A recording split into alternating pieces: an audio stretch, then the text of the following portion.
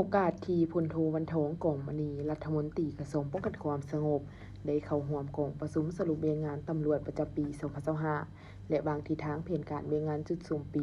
2026 ของกรมใหญ่ตำรวจกระทรวงป้องกันความสงบในวันที่ 12 มีนาคม 2026 ทานได้เหตุที่ชี้นำคณะพักคณะบัญชาเตละคัน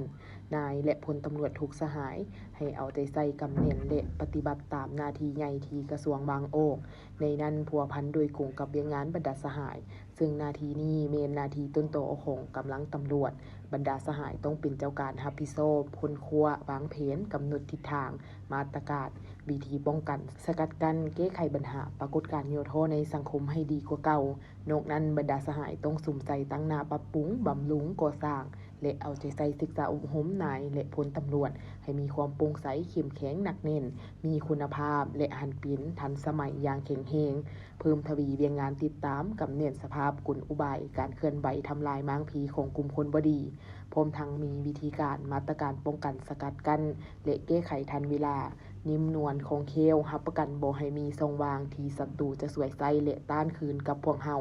สืบโตสร้างตารางเวียงงานป้องกันความสงบอยู่หากฐานให้กว้างขวางสกัดกั้นแก้ไขบรรดาเป้าหมายโกอสัญญกรรมโกความบ่สงบบ่ปิดระเบียบเหี่ยมห้อยทางสังคมให้นักเน้นเข้มแข็งแต่หากฐานขึ้นมา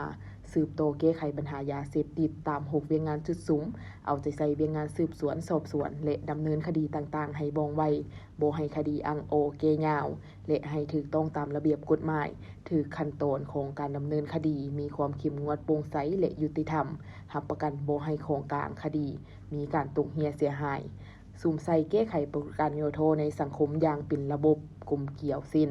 ปัญหาลักลอบค้าขายมั่วสุมยาเสพติดสิงทรัพย์ปุนทรัพย์จับตัวประกันเฮียคาไทยโซโกงทรัพย์จูรกรรมทางโทรคมค้าขายเถื่อนนักเลงอันตพาลการพนันเถื่อนอุบัติเหตุค้าขายอาวุธเถื่อนค้ามนุษย์และอื่นๆส่งให้ได้ผู้เป็นหัวโปรตุการเพื่อมาลงโทษตามระเบียบกฎหมายอย่างเข้มงวดสกัดกั้นและตบต้านการโฆษณาโจมตีการนำผักหลัดผ่านสื่อสังคมออนไลน์เอาใจใส่เฮ็ดเวียกงานผัวพันประสาทสมทบกับบรรดากลุ่มโกงวีซ่าเฉพาะต่างๆโอมขังกระทรวงและแขนงการต่างๆเป็นต้นเมนอัยการศาลยุติธรรมและท้องถิ่น